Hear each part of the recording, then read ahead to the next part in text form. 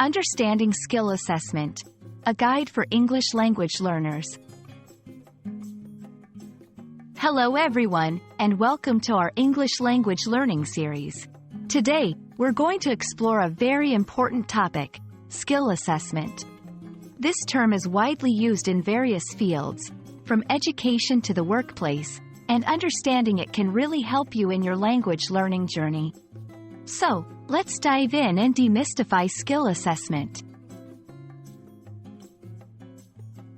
Skill assessment refers to the process of evaluating and measuring a person's abilities, knowledge, or competence in a specific area. It's like a tool that helps identify what skills you have and to what extent.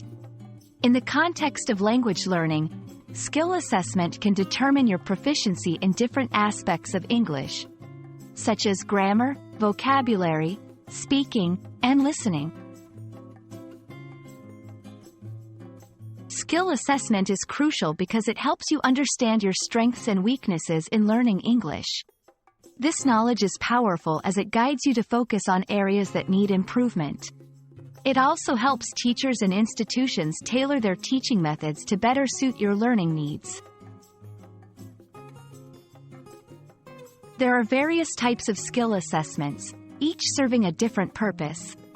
Some common ones include 1. Self-assessment, where you evaluate your own abilities. 2. Formal assessment, like standardized tests, TOEFL, IELTS.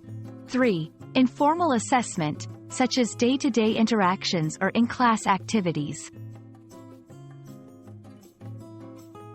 Preparing for a skill assessment involves regular practice in all areas of the language, taking practice tests to familiarize yourself with the format, seeking feedback from teachers or peers, staying positive and motivated throughout your learning journey.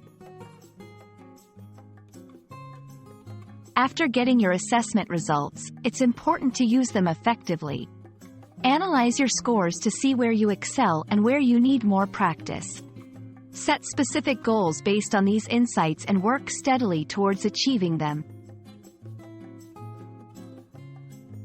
That's all on skill assessment.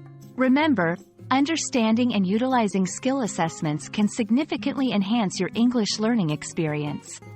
We hope this video has been informative and helpful. Keep practicing, stay curious, and happy learning.